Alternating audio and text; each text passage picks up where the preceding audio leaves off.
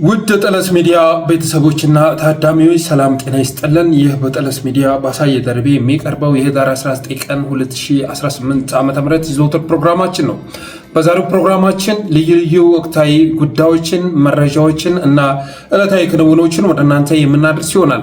ስለዚህ የጠለስ ሚዲያ ሜምበር ሰብስክራይበር በመሆን ስቲከሮችን በማበርከት ዝግጅታችንን ላይክ፣ ሼር እያደረጋችሁ ለሌሎች በማጋራት እስከ ፕሮግራማችን ፍጻሜ ድረስ አብራችሁ ትቆዩ ዘንድ በአክብሮት እንጋብዛለን። የጠለስ ሚዲያ ሜምበር ሰብስክራይበር፣ ሞዴሬተር፣ ጊፍተር የሆናችሁ ወገኖችን እያመሰገን ሌሎቻችሁም ዝግጅታችንን ማየት ከመጀመራችሁ በፊት ሰብስክራይብ አድርጉ እንላለን። ዛሬ 79000 መግባት አለብን። 100 ሰው ነው የሚቀረው። ስለዚህ ዝግጅታችንን ማየት ከመጀመራችሁ በፊት ሰብስክራይብ አድርጉ በማለት በቀጥታ ወደ ዕለቱ ፕሮግራም እናልፋለን።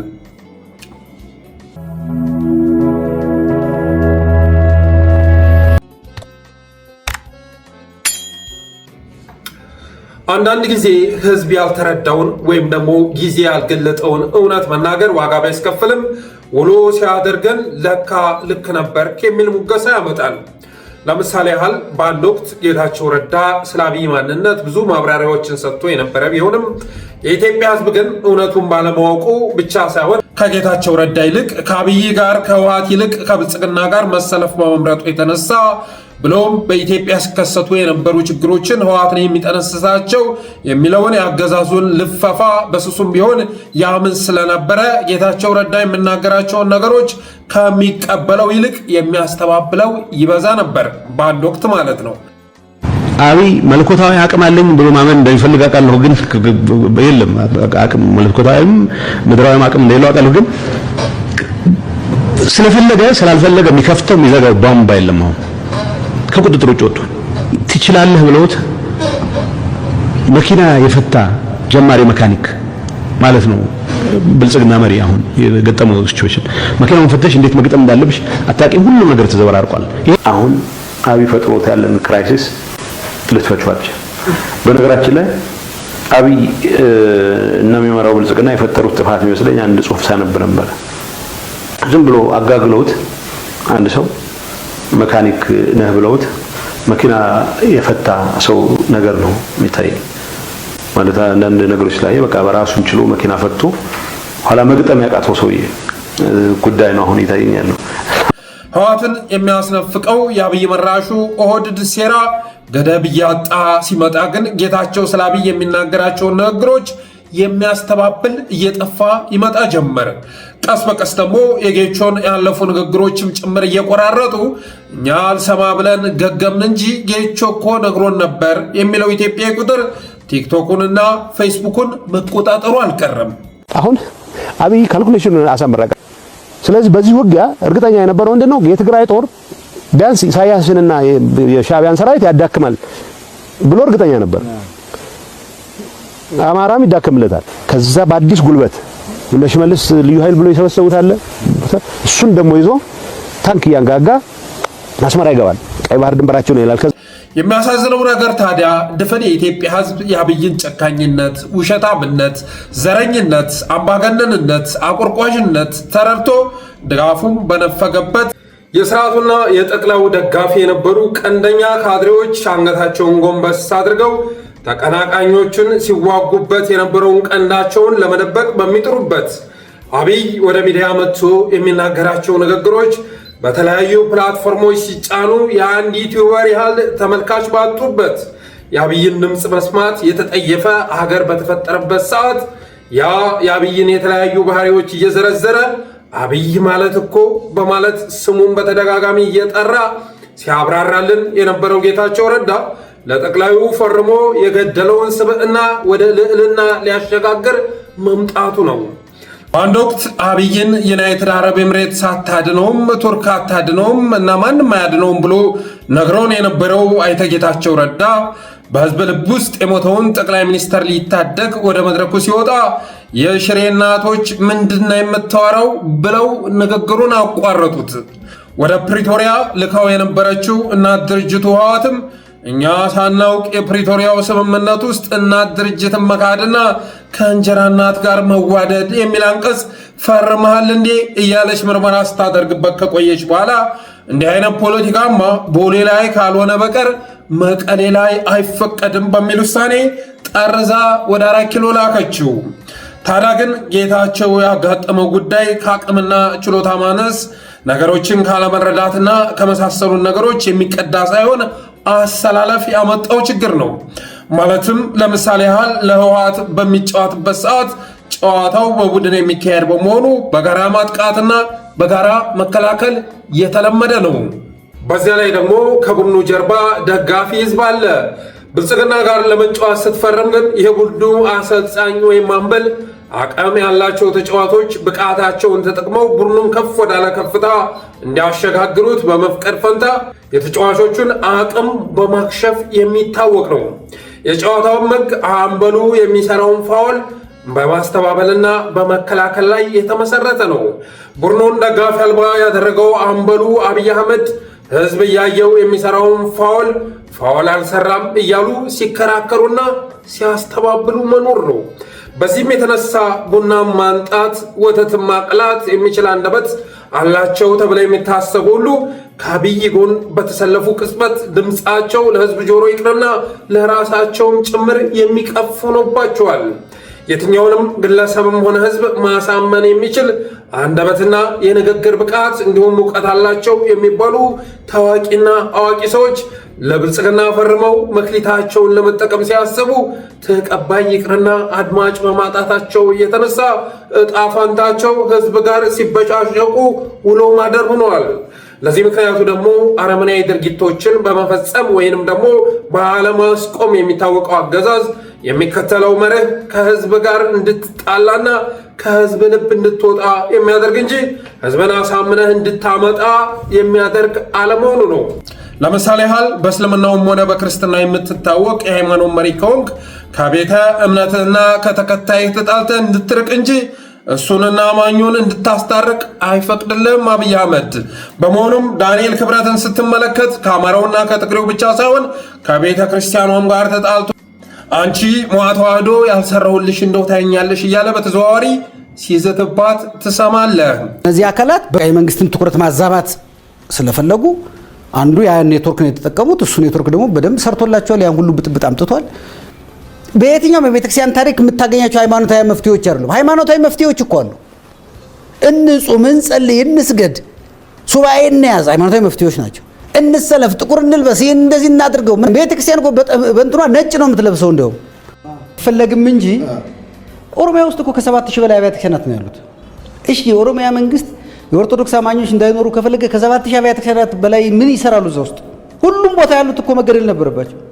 እውነት ምንድነው የሚለው ጥያቄ ትክክለኛ መልስ የለውም እያለ ሲያስተምር የኖረው ዶክተር ዳኛቸው አሰፋ እውነት ማለት ውሸት ነው በሚል አቋም ጸንቶ ብሎም አርስቶትል ሶቅራጠስ ማለቱን ትቶ አብይ አህመድ ከካርል ማርክስ ይበልጣል ብሎ መናገሩን የሰማው ምኑ መሃይም ነህ ብሎ እንደሚለው እያሰበ ማታ ማታ አገዛዙ ባስተከለለት ጥርስ በራሱ ሲስቅ ያመሻል። መማር እናንተ ከሆነ ይቅርብኝ ተብሎ የተናቀው ፕሮፌሰር አለማርያም ራሱን እንደኔ አይነቱ ምሁር በሚል ስም እየጠራ ህዝቡ ከድንቁርና አልወጣም እያለ ያንጓጥጣል። ለምንድን ነው እነዚህን ሰዎች የምናዳምጣቸው የሚል ነው። ወጣቱ የኔ አይነቱ ምሁር ለምሳሌ እንውሰድ። እኛን ከዓመት እስከ ዓመት ሲያስለቅስና ደማችንን ሲያፈስ ስለከረመ መሪ እንዴት ትዘፍናለህ ተብሎ የተጣለው አርቲስት ሙሉ አልበምህን በሲዲ አሳትመውና እንደ መደመር መጽሐፍ መንግስት ያከፋፍልልህ ያለውን ህዝብ የሚሰድብበት ሲንግል እያቀናበረ መሆኑ ተሰምቷል። እንደ ጌታቸው ረዳ ያለው ደግሞ አልጀዚራም ላይ ጭምር ቀርቦ የዘር ማጥፋት ከፈጸመው ከአብይ አህመድ ጎን በመሰለፍህ በርካታ የትግራይ ተወላጆች እንደ ከሃዲ ወይንም ትሬተር ያዩሃል። በዚህ ጉዳይ ላይ ምን መልስ አለህ እየተባለ ይጠየቃል። እናም እንደ አጠቃላይ በሆነ ዘርፍ እንደ ሀገር ተቀባይነት የነበረው የትኛውም ግለሰብ ብልጽግና ጋር ተሰልፎ ቅዱሱን እርኩስ፣ እርኩሱን ቅዱስ ማለት ሲጀምር በ120 ሚሊዮን ህዝብ የነበረውን ተቀባይነት አጥቶ 60,000 ደጋፊዎች ይቀሩታል። እኒህም ደጋፊዎች አገዛዙ አበል የሚከፍላቸው የሳይበር ሚሊሾች ሲሆኑ አንድ ፖስት ከመለጠፍ በፊት የምትለጥፍበትን ሰዓት ታሳወቅና ተጽፎ የተሰጣቸውን ኮሜንት ይዘው መጥተው የሀገራችን ንቃተ ህሊና ገና ያላደገ በመሆኑ የሚቃወሙ በርካቶች ቢሆንም እኛ ሐሳብ ገባን ግን እስከ ቀራንዮ ድረስ እንከተልሃለን እያሉ ያጽናኑሃል። በመሆኑም በአንድ ወቅት በፖለቲካው ሲታወቁ የነበሩ የተቃዋሚ ፓርቲ አመራሮች የአብይን ወንበር በተጋሩ ማግስት ከህዝባቸው ብቻ ሳይሆን ከፓርቲያቸውን ጋር ተጣልተው ተቃዋሚ ተብለው በተሰጣቸው ወንበር ላይ ራሳቸውን አበልጽገው አግኝተውታል። የዜግነት ፖለቲካ በማቀንቀን የሚታወቀው ብርሃኑ ነጋ የመሃል ሀገሩ ህዝብ ሳይቀር ተጠይፎትና ፓርቲውን አፍርሶት እንደ ፍቅር ሲዝም ግርማ ሰይፎ የሚባል አንድ አባል ብቻ ቀርቶታል። የማንነት ፖለቲካ አራማጁ በለጠ ለአማራ በመታገል ፈንታ ፓርቲን ሽጥሃል የሚለውን ህዝብ ይታገል ይዟል። ዳንኤል ክብረት ኦርቶዶክስን ጥምድ አድርጎ ይዞ ተዋህዶ እያለ ፍዳዋን ሲያበላት ጌታቸው ረዳም ከዚሁ ዕጣ ፈንታ ጋር ተገጣጥሞ እናት ድርጅቱን አንቺ ቁመቆር አሮጊት ይላት ይዟል። ከዚህ ባለፈም ነባሩ ካድሬ ለሀገር ውስጥ ሚዲያ እንኳን ቃለ መጠይቅ ማድረግ ራስን የበለጠ መውረድ መሆኑን ተረድቶ ማድፈጥ በጀመረበት ሰዓት በልጽጎ ወደ ሚዲያ መቅረብ በእርቃን ገላ እንደመገለጥ መሆኑን የዘነጋው አቶ ጌታቸው ረዳ በአልጀዚራ ቲቪ ሄድ ቱ ሄድ ፕሮግራም ከጋዜጠኛ መህዲ ሐሰን ፊት ቀርቦ ከመበልጸጉ በፊት የተናገረውን አንድም ስህተት ነበረ ብሎ ሙሉ ለሙሉ ማስተባበል፣ ሁለትም እውነት ነው ብሎ መቀበል ተስኖት ጄኖሳይዱን ሲያምን ፈጻሚውን እየካደ ሲወዛገብ ታይቷል። ጌታቸው በዚያ ቃለ መጠይቁ ላይ አብይን ለመከላከል ረዥም ርቀት ቢጓዝም ተንበርካኪ መሆኑን ከመግለጽ ባለፈ አብይን ማዳን አልተሳካለትም። ጌታቸው ረዳም ቃለ መጠይቁን ጨርሶ ሲወጣ አንድ ጓደኛው ጠቅላይ ሚኒስተሩ ጄኖሳይዱን ፈጽሟል ባለማለትህ አብይንም ራስህንም ማትረፍ ችለሃል በማለት አስተያየቱን ሲሰጠው ምን አተርፈዋለሁ እኔንም ይዞ የሞተ እንጂ ብሎ መቀለዱ ተሰምቷል። ከመህዲ ሐሰን ጋር ቃለመጠይቅ ማድረግ ከሬድዋን ሁሴን ጋር በፋና ቴሌቪዥን በኩል ብቅ እንደማለት ቆጥሮ በአልጀዚራ የቀረበው አቶ ጌታቸው ረዳ የለንደኑ ኮንዌይ አዳራሽ ውስጥ የተገኙ ጠያይም ኢትዮጵያውያን ጌታ ሆይ አታዋርደኝ የሚል ትርጓሜ ያለው የፊት ገጽታ እስኪያሳዩና አንገታቸውን እስኪስለፉ ድረስ በብልጽግናነትና በህወሓትነት መካከል ሲዋትት ነበር። አንድም የድሮን ህወሓታዊ አስተሳሰቡን ማራገፍና ሽምጥጥ አድርጎ ከብልጽግና ጋር መሰለፍ፣ አንድም ከአዲሱ አሰላለፉ ሸርተት ብሎ የቀድሞ ድርጅቱን አቋም ማራመድ ተስኖት መሃል ሰፋሪ በሁለት ጥይት ይመታል እንደተባለው በሁለት ስለት የመቆረጥ አደጋ አስተናግዷል። የሆነ ሆኖ ጌቾ በቃለ መጠይቁ ላይ አንድ በተጨባጭ የሚያውቀውን ወሳኝ መረጃ ተንፍሷል። ያም መረጃ አብይ ተአምር ቢሆን ከኤርትራ ጋር ወደ ጦርነት አይገባም የሚል ሲሆን በዚህም ንግግሩ እርግጠኛ በመሆኑ የተነሳ አብይ ከኤርትራ ጋር ወደ ጦርነት ከገባ የኖቤል ሽልማቱን መቀማት የለበትም ትላለህ ሆይ ተብሎ ለተጠየቀው ጥያቄ ፈራ ተባ ያለም ቢሆን he could I'm not sure በማለት መልሷል። አዝመራ ፓንሽኒስት approach that many people impute to him. But many people being you. Yeah. Well, in fact, I went beyond that. That he would take over Asmara. Okay. He hasn't taken over Asmara. So are you saying you were wrong about it? No, he hasn't taken over Asmara. If war does break out with Eritrea, should Abiy give his Nobel Peace Prize back? Well, he could. Okay. I'm not sure. Okay. Let's go back to our panel. Sadale Lema, what do you make of the tensions between Eritrea and Ethiopia?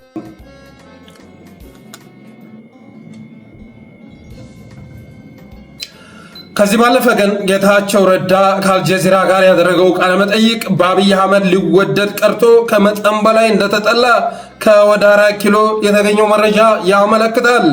ቃለ መጠይቁ ድርጅታዊ መርህንና ቅደም ተከተልን ያልጠበቀ ነው ተብሎ ተኮንኗል። በእርግጥ ያ ቃለ መጠይቅ ያለ አብይ እውቅና ነው የተካሄደው ተብሎ ማሰብ የማይቻል ቢሆንም ስለ ጄኖሳይድ ሲጠየቅ ጌታቸው ረዳ ድርጊቱን አምነው አድራጊውን በመካድ ፈንታ የምን ጄኖሳይድ ነው ብሎ ባለመሸምጠጡ ብሎም እነ ጸዳለ ለማ የሰነዘሩትን ሐሳብ ልክ አይደለም ብሎ ባለማንጓጠጡ በበቂ ሁኔታ አልተከላከለም የሚል ቅሬታ ቀርቦበታል ይላል የደረሰ መረጃ። እኔ በመመራው ሀገር ውስጥ ብሎም እኔ በመራው ጦርነት ውስጥ ጄኖሳይድ ተካሂዷል ብሎ ማመን እንደ መሪ አብይ እንደ ፓርቲ ደግሞ ብልጽግና ነው ያንን ጄኖሳይድ የፈጸመው ብሎ ከመናገር የሚያንስ አይደለም በማለት አብይ አህመድ ጌታቸው ረዳ በሌለውበት አስተብድቦኛል ብሎ ማዘኑን መረጃዎች አመላክተዋል። ሌላው ቢቀር እንኳን የፕሮግራሙ ፍጻሜ ላይ አብይን ጨምሮ እናንተ ከ20 በላይ ፖለቲካው ላይ የቆያችሁ ፖለቲከኞች ስኬት የራቃችሁ ስለሆነ ፖለቲካ በቃም ብላችሁ ጡረታ የምትወጡት መቼ ነው ተብሎ ሲጠየቅ ስለሌላው አላውቅም እኔ ግን ይበቃኛል ባይ ነኝ በማለት ፈንታ ጠቅላይ ሚኒስትሩ ከኮሪደር ልማት አንስቶ እስከ ሪዞርት ከሃይድሮ ኤሌክትሪክ እስከ ኒውክሌር ፓወር ፕላንት ማመንጫ በርካታ ስኬት ያስመዘገበ መሪ ስለሆነ የኢትዮጵያን ማሻገር እንጂ ጡረታ መውጣት አለበት ብዬ አላምንም ብሎ መመለስ ባለመቻሉ ቂም ተይዞበታል ይላል የደረሰ መረጃ። በእርግጥም አብይ አህመድ በአልጀዚራ በቀረበው ሄድ ቱ ሄድ ቃለ መጠይቅ ባይበሳጭና ጸጉሩን ባይነጭ ነው የሚገርመው። ምክንያቱም ጌታቸው ረዳ ወደዛ ኢንተርቪው ባይሄድ ኖሮ ዓለም ከሚመለከታቸው ዓለም አቀፍ ፕሮግራሞች አንዱ ነው ተብሎ በሚታሰበው ፕሮግራም ላይ አብይ አህመድ ስሙ ታይራንት፣ ኤክስፓንሽኒስት፣ ኢምፔሪያሊስት፣ ጄኖሳይደር፣ ዋርሞንጎር በሚሉ መገለጫዎች ታጅቦ ሲጠራ አይሰማም ነበር። ኢትዮጵያን ወደ ከፍታ እንዳሸጋግር ከሰማይ የተላኩ መሪ ነኝ በሚል ቅዠት ውስጥ ሰምቶ የቀረው ጠቅላይ ሚኒስትር የኢትዮጵያ መንግስት እያለ በመጠየቅ ፈንታ አብይ አህመድ እያለ በስሙ በሚጠራ ጋዜጠኛ የሰላም ኖቤል ሽልማቱን ስለመመለስ ጦርነትና ግጭት በመቀስቀስ ንጹሐንን በመጨረስ ቀጠናውን በማተራመስ ጋዜጠኞችን በማፈስ ስሙ ሲጠራና ጌታቸው ረዳ አብይ ከእግዚአብሔር የተላከ መሪ ነው ብዬ አላምንም እያለ ሲመልስ መስማት የሚፈጥርበት ህመም ቀላል አይሆንም። ውዳሴና አድናቆት ከሚሽጎደጎድበት ፓርላማና መድረክ አንዳንድ የምክር ቤት አባላት በፓርላማ አንዳንድ ተሰብሳቢዎች ደግሞ በመድረክ መረር ያለ ጥያቄ በማቅረባቸው አቂሞ ያለምንም ፍትህ ለዓመታት በማሰር የሚታወቀው ጠቅላይ ሚኒስትር እንደ አልጀዚራ ባለ ሚዲያ እንደ ሄድ ቱ ሄድ ባለ ፕሮግራም ስሙ ሲጠለጠል መስማት የጀርባ ውጋትና ራስ ምታት እንደሚያመጣበት መገመት አይከብድም። ከጨካኝ አምባገነንነት ወይም ታይራንት፣ በከፋፋይነት ዴፊሲቭ ፖለቲካል ፊገር፣ በአጭበርባሪነት ግሪፍተር፣ በሀገር አተራማሽነት ስሙ ሲጠራ መስማት እንደሚያስነቅለው አያጠራጥርም። በዚያ ላይ ደግሞ ጌታቸው ረዳ አማካሪ ተብሎ ወደ ፌዴራል ከመጣ ጊዜ አንስቶ ጣል ተደርጊያለሁ የሚል ቅሬታ የሚሰማው እንደ ዳንኤል ክብረት ያለ አቃጣሪ ላለማለት ማለት ነው ባለበት ቤተ መንግስት ውስጥ ጉዳዩን የበለጠ የሚያጎነው እንጂ የሚያበርደው ይኖራል ተብሎ አይታሰብም። ነገር በመሰንጠቅ የሚታወቀው አማካሪ እንዴት እንደዚህ ብሎ ይመልሳል? ለሚቀርበው ለየትኛውም ጥያቄ ኮራ ብሎ መልስ መስጠት እንጂ የሚያመነታው ምን ሆኖ ነው? ስለ የትኛው ጄኖሳይድ ነው የሚያወራው? እኔ እኮ አልሰማይ ብለው እንጂ እኚህ ሰዎች በጀርባ ማረድ ሙያቸው ስለሆነ እነዚህን ሰዎች ማቅረብ ልክ አይደለም ብዬ ነበር በሚሉ ንግግሮች ጠቅላውን የበለጠ እንደሚቆሰቁሰው ግልጽ ነው። ዳንኤል ክብረት ዋልታን ከአልጀዚራ፣ ሰሜነ ባይፈርስን ከመዲ ሐሰን ተርታ መድቦ ጌታቸው ረዳ ቃለመጠይቅ ለማድረግ ከመሄዱ በፊት ሰሜነ ባይፈርስ እኔ ሲያፋጥጠኝ የሰጠሁትን መልስ ማዳመጥ ነበረበት እያለ ራሱን እንደሚያዋድድበትና የጋረደውን አማካሪ እንደሚያስተበድበበት አያጠራጥርም።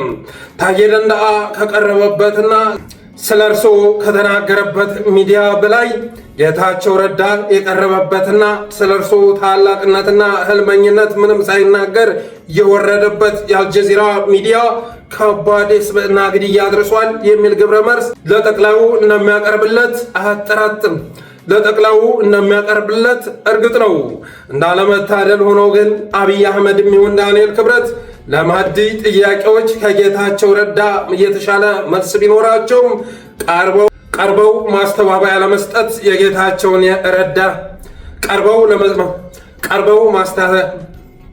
ቀርበው ማስተባበያ ለመስጠት የጌታቸው ረዳን ያህል የእንግሊዝኛ ችሎታውም ሆነ ድፍረቱ የሌላቸው መሆኑ አሳዛኝ ነው።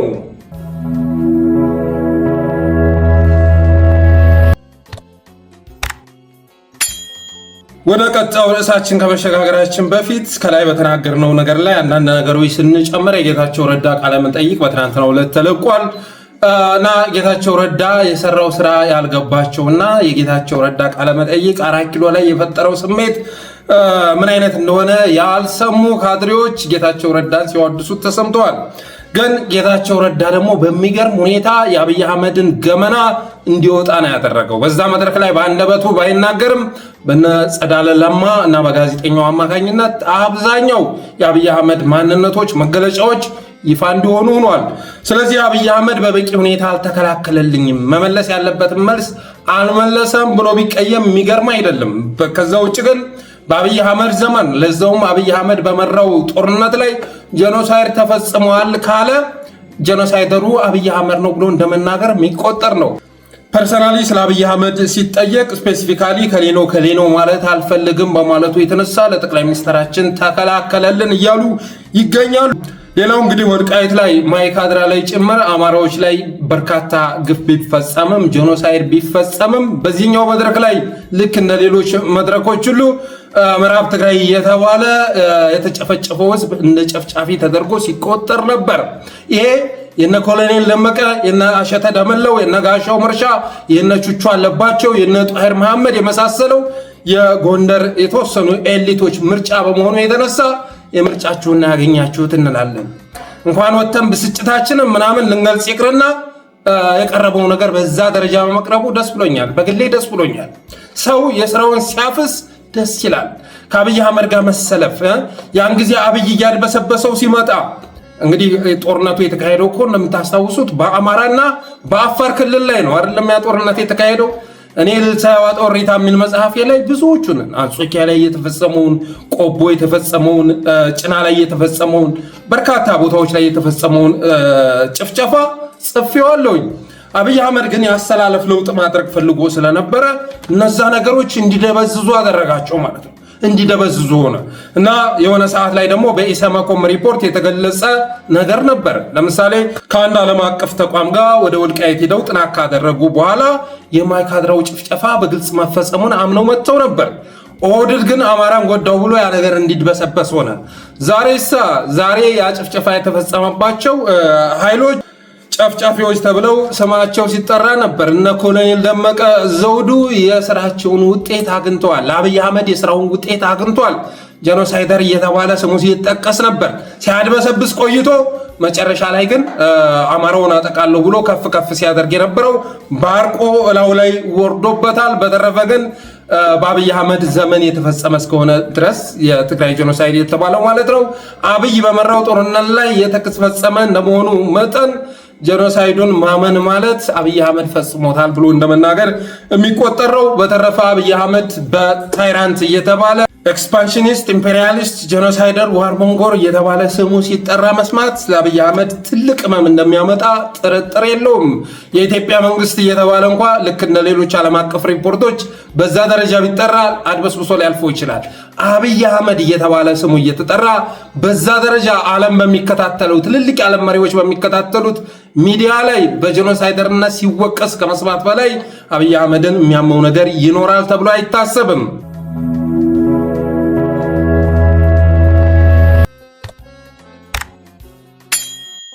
ስለ ጌታቸው ረዳ ቃለ መጠይቅ ይህም ብለን ወደ ቀጣዩ ርዕስ ስንሻገር የብልጽግና ዝርፊያ ይመለከታል። የብልጽግና ዝርፊያ ምን ያህል ስር እንደሰደደ የሚያሳዩ መረጃዎች አሁን ላይ እየወጡ ይገኛሉ። ከዚህ በፊት ጠቅላይ ሚኒስትሩ የተለያዩ መድረኮች ላይ ሚዲያዎች ላይ በቀረበ ቁጥር ፒቲ ኮረፕሽን ካልሆነ በስተቀር ግራንድ ኮረፕሽን የለም እያለ በመከራከር ነበር የሚታወቀው።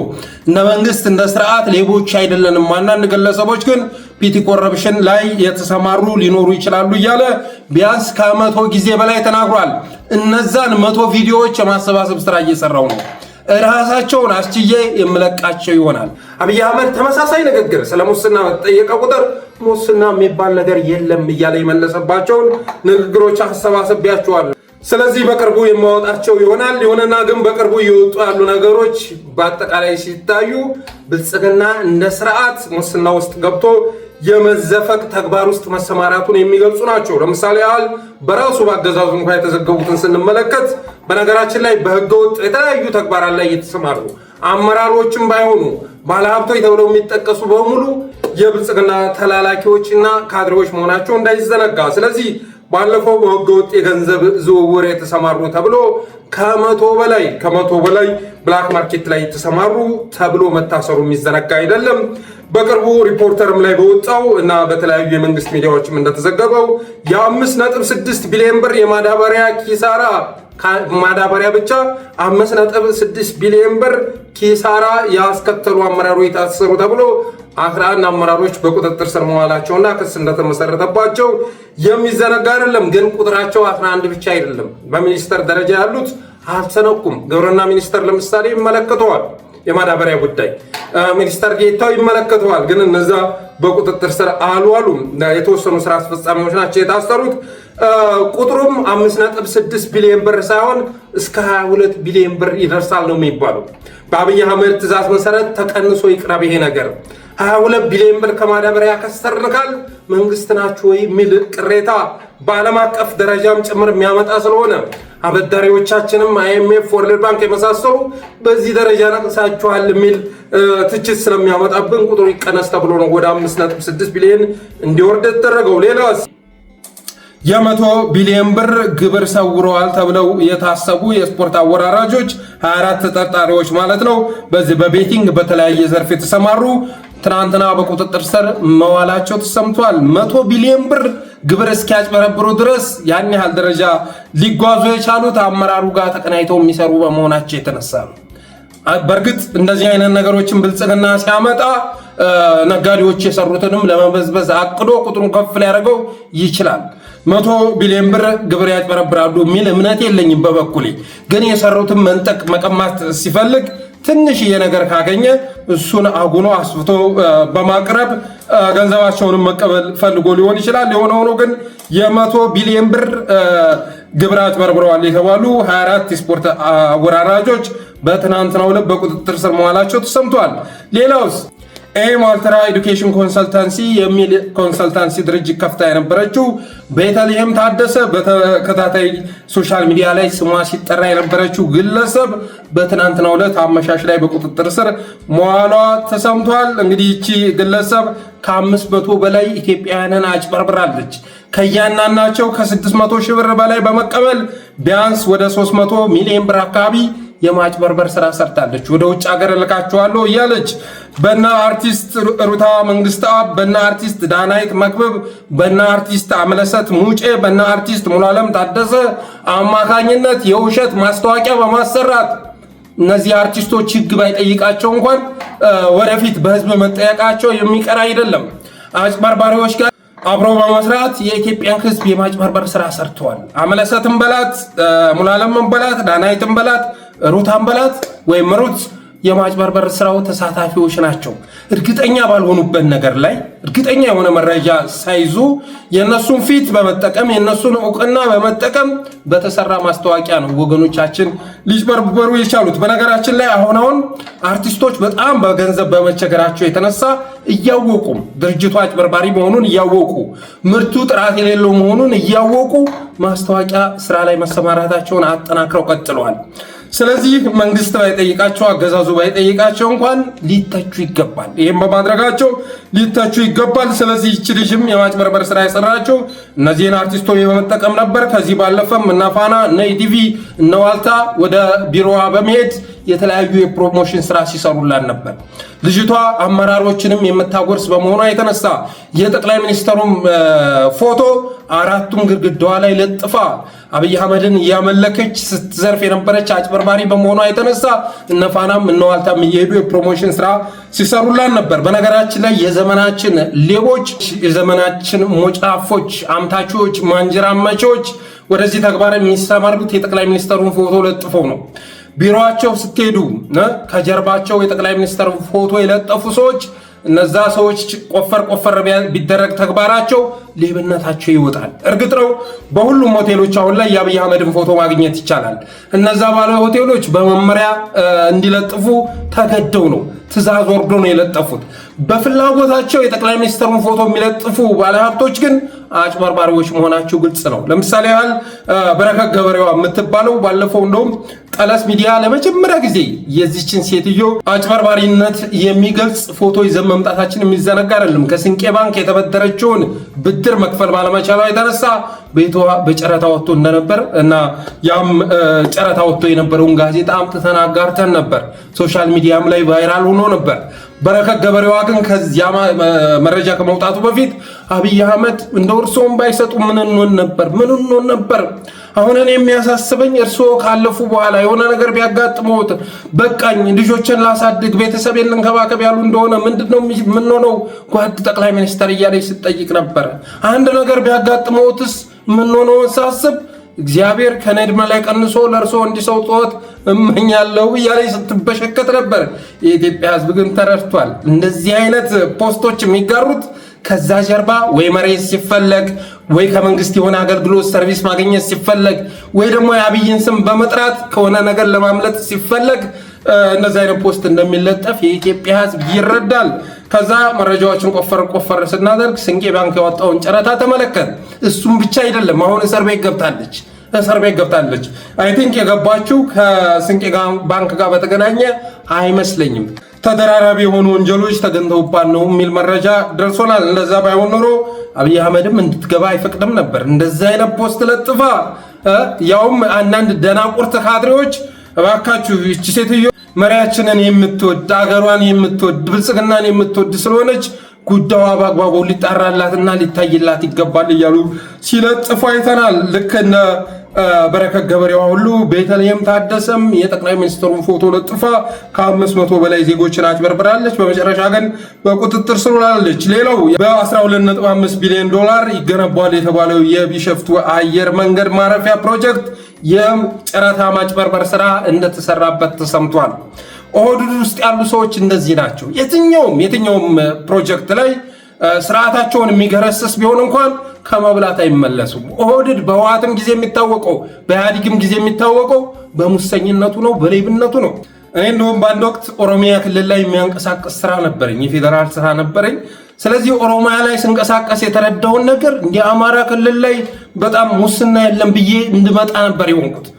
ኦሮሚያ ላይ ስትሄዱ ያውም ከለውጡ በፊት ማለት ነው፣ ከስልጣን ሽግግሩ በፊት ኦሮሚያ ላይ ስትሄዱ ሙስና ምን ያህል የሰደደ እንደነበር ተረድቼ ነው የመጣሁት። እና አሁንም ከ12.5 ቢሊዮን ዶላር በላይ የተመደበለት የቢሸፍቱ አየር መንገድ ማረፊያ ፕሮጀክት ላይ የወጣው ስፔሲፊኬሽን ሌላ ቢሆንም እንደዚህ አይነት ትልቅ የሆኑ ሂውጅ የሆኑ ፕሮጀክቶች ላይ ለተሳተፉ ኮንትራክተሮች ቢሆንም ጨረታው የወጣው ኦህዴዶች ግን ራሳቸውን ተጫራሽ አድርገው ማቅረባቸውንና ራሳቸው አሸናፊ ለመሆን ውስጡን እየሰሩ መሆኑም ተጋልጿል። እና አጠቃላይ ስትመለከቱ ብልጽግና በስብሷል፣ በሙስና ጉዳይ ላይ በስብሷል። የሚገርመው ነገር ታዲያ ሙስና ውስጥ መግባቱ ሳይሆን ሊወጣ የማይችል መሆኑ ነው።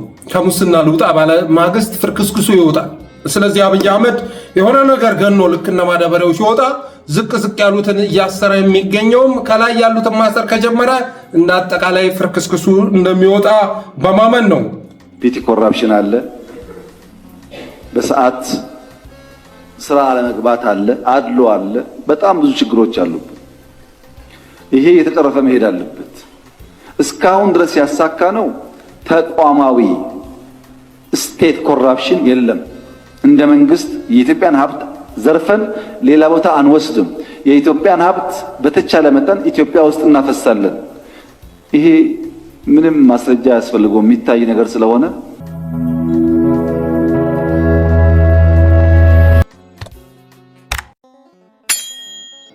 ሌላኛው በአማራዎች ላይ የሚፈጸመውን መዋቅራዊ ጥቃት ይመለከታል። በትናንትናው ዕለትም ህዳር 18 2018 ዓ.ም በምስራቅ አርሲ ሆንቆሎ ዋቤ ወረዳ ነዋሪዎች የነበሩ 11 ኦርቶዶክሳውያን መገደላቸው ተሰምተዋል። በግፍ መጨፍጨፋቸው ተሰምተዋል። እርግጥ መሰረት ሚዲያም አጨዳ ላይ የነበሩ ከ15 በላይ ገበሬዎች ታግተው መወሰዳቸውን ትናንት ገልጾ ነበር። የተገደሉት እነዚህ ታግተዋል የተባሉት ይሁኑ አይሆኑ ባይታወቅም 11 ኦርቶዶክሳውያን በትናንትናው ዕለት በምስራቅ አርሲ መገደላቸው ተሰምተዋል። አገዛዙ እያድበሰበሰ እንደዚህ አይነት ነገር ሲወጣ ልክ ባለፈው የእጅ ቆረጣ ቪዲዮ እንደለቀቀው ሁሉ ሌላ ሴራ እያመጣ በላው ላይ እየደፋ አጀንዳ እየጠለፈ ኦርቶዶክሳውያንን ማስጨፍጨፉን አጠናክረው ቀጥሏል። በዛው ልክ ደግሞ ኦርቶዶክስ ውስጥ ያሉ ጳጳሳትም ራሳቸው የሚያስተዳድሯቸው ምዕመናን ላይ የሚመሯቸው ምዕመናን ላይ እልቂት እያወጁ ይገኛሉ። ኦርቶዶክሳውያን የምንንቀሳቀስበት ጊዜ አሁን ነው። በኢትዮጵያ ያላችሁ የኦርቶዶክስ እምነት ተከታዮች የኦርቶዶክስን ብቻ አይደሉም፣ የፕሮቴስታንትም የእስልምና። ምክንያቱም ዛሬ አንድ ሃይማኖት ተከታይ ላይ ሃይማኖትን መሰረት ባደረገ መልኩ የሚደረግ ጭፍጨፋ ነገ አጸፋ ይዞ ይመጣል። አንዱ ሟች ሌላው ገዳይ እንደሆነ አይቀርም። ትናንትና እንደምታስታውሱት አማራ ብቻውን ሟች ነበር፣ የመጣ ሄደው የሚገለው ነበር። አሁን ግን ነገሮች ተቀያይረዋል ከጊዜ ብዛት። ስለዚህ የኢትዮጵያ ኦርቶዶክስ ተዋሕዶ ቤተክርስቲያንንም በሙአ ተዋሕዶ መፈረጅ እንደገና ወደ ትግል እንድትገባ የሚያደርግ እንደገና የሚደረግባትን እንድትፈጽም የሚያደርግ ጥቃት እየተሰነዘረባት ስለሆነ ሊወገዝ ይገባል። በኦህዴዳዊ አገዛዝ በእምነት የለሹ አገዛዝ የሚደገፉት በነ ዳንኤል ክብረት የሚመሩት በነ ሽመልስ አብዲሳ በነ አብይ አህመድ አይዟችሁ እየተባሉ የሚበረታቱት ጳጳሳት ወደ መድረክ በወጡ ቁጥር በጎቻቸውን ምዕመናኑን በቋንቋ ከፋፍለው ለማጠፋፋት ጥረት እያደረጉ ስለሆነ ሊወገዝ ይገባል። ሌላኛው ይህም በተመለከተ ኢህአፓ መግለጫ አውጥቷል። በምዕራብ ሐረርጌ የታፈነው ጩኸትና በአርሲ የቀጠለው ዘር ፍጅት ይላል። በምዕራብ ሐረርጌ ዞን ጭሮ ወረዳ ላሎ ጉዶ ቀበሌ አፈባስ በምትባል የገጠር መንደር ውስጥ በህዳር 15 2018 ዓ.ም ከምሽቱ 3 ሰዓት አልፌ ተስፋ ወሌ የሚባሉ እናት በጥይት ተደብድበው ተገለዋል። በዚሁ ቀበሌና በአጎራባች ቀበሌዎች የአብዶ ሸንበቆ፣ ረብሱ፣ ሸሃደም፣ ሉጎ በርካታ ሃይማኖትና ማንነትን ማዕከል ያደረጉ ጭፍጨፋዎች የሚካሄዱባቸው ናቸው። ብንናገርም ሰሚ የለም፣ ህዝቡና ሚዲያውም እኛን ረስቶናል ይላሉ የአካባቢው ነዋሪዎች በምሬትና በፍርሃት ተውጠው ይላል። በወረዳው በቅርቡ የአንድ ቤተሰብ አባላት የሆኑ ተፈሪ መንገሻ ከነባለቤቱ ቀለሟ በለጠ ጋር ባለው መንገሻ ሳምነው አባይነ የተባሉ የኦርቶዶክስ እምነት ተከታዮች በአሰቃቂ ሁኔታ በስለትና በጥይት ተደብድበው ተገለዋል። በርካቶችም ቆስለዋል። ይህም መረጃ እያጣራን ባለንበት ሀፍታ በአርሲ ዞን በሆንቆሎ ዋቤ ወረዳ በቀቅሳ ቀበሌ ባጨዳ ላይ የነበሩ ከ19 በላይ ገበሬዎች ዛሬ 18 ቀን 2018 ዓ.ም ተፍነው መወሰዳቸውን ከቦታው ለማረጋገጥ ችለናል። በዚሁ አካባቢ በቅርቡ ወንድማማችን ጨምሮ 3 ንጹሃን እንደተገደሉ ይታወሳል። ኢህአፓ በምዕራብ ሐረርጌ ባሉ በርካታ ቀበሌዎች በጥንቃቄ ተደብቆ የሚካሄደውን ጭፍጨፋና እገታ እንዲሁም በአርሲ እየተካሄደ ያለውን ዘር ፍጅት በጽኑ ያወግዛል። የታገቱትም ያለምንም ቅድመ ሁኔታ እንዲፈቱ ይጠይቃል ይላል የኢትዮጵያ ሕዝባዊ አብዮታዊ ፓርቲ ኢህአፓ ህዳር 19 ያወጣው መግለጫ ነው። ሌላው እንግዲህ በኦሮሚያ ክልል ምስራቅ ወለጋ ዞን ጅማ አርጆ ወረዳ አንድ አቃቢ ህግ ሲገደል 4 የህግ ባለሙያዎች ታግተው መወሰዳቸውን የኦሮሚያ አቃቢያን ህግ ማህበር አስታውቋል።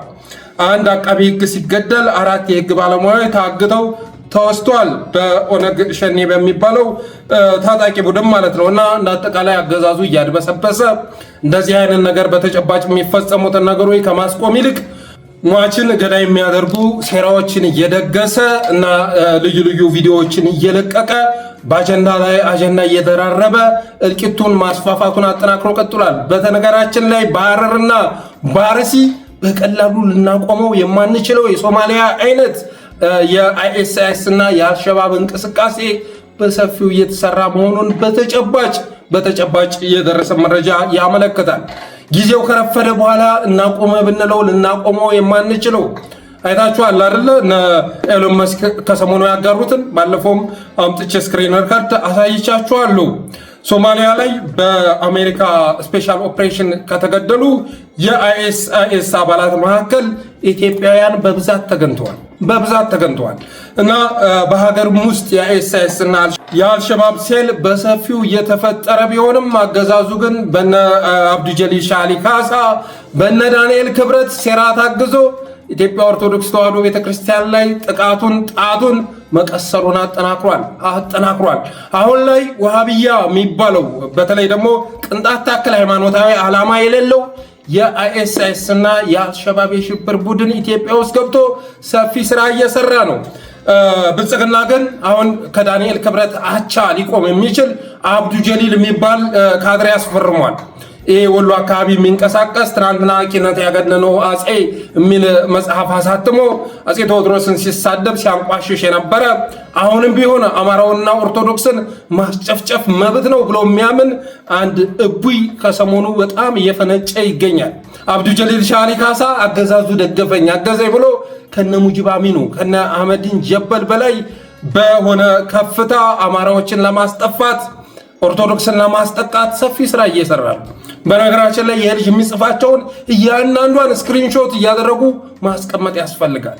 የፍትህ ቀን ስለሚመጣ እንኳን ይሄ የተንገዳገደ ያበቃ የመጨረሻ የበሰበሰ ስርዓት ይቅርና ስንቱ ኃያላን ተገርስሷል። ጌታዬ የአፄውም ስርዓት ተገርስሷል። ህወሓት ኢህአዴግም በብልጽግና ተተክቷል።